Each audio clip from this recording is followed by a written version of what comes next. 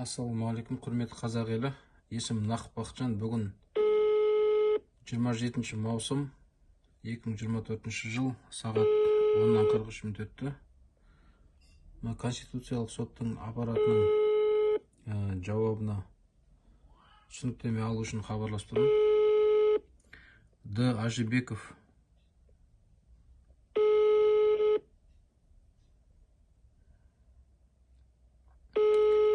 Ажибековтен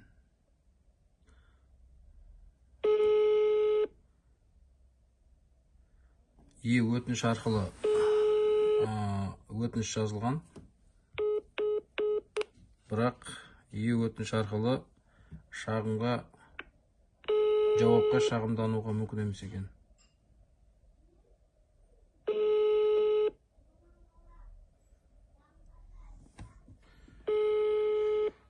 Басшы Утебаева деген, орындаушы Ажибеков.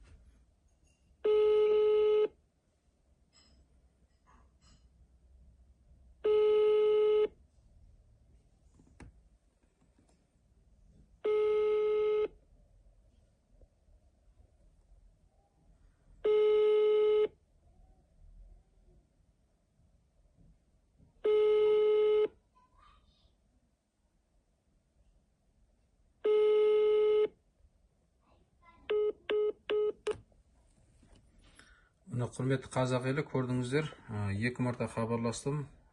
Д. Ажибеков деген. Алдағы уақытта тағы да хабарласам. Не себепті Конституциялық сот қарамайды? Себебі бұл жерде Қазақстан Республикасының 7-ші бабы қазақ тілі мемлекеттік тіл деген заңның бабын бұзып тұр. 7-ші бап Қазақстан Республикасының Конституциясының 7-ші бабын бұзып тұр, және Қазақстан Республикасының тілдер туралы заңын бұзып тұр. Мынау жеке сот орындаушы Талғат Мақашев. Енді бұл конституциялық сот, Қазақстан Республикасының конституциясы бұзылған кезде неге бұл істі назарына алып, өздерінің заң аясында белгілі неге бір шешімдерін шығармайды?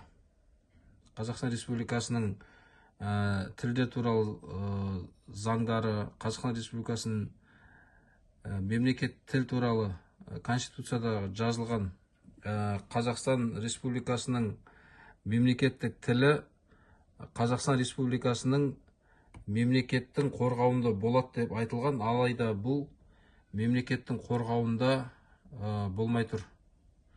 Қазақстан Республикасының менің мақсатым қазақ тілін заң аясында қорғау.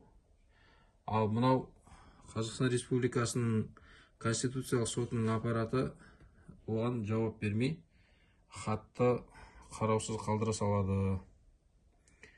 Осыны назарға алу керек. Алдағы уақытта осыны әлеуметтік жерге жүктейтін болам. Мынау басшылары: орындаушы Ажибеков, басшысы Утебаева, З. Утебаеваның назарға алсаңыздар.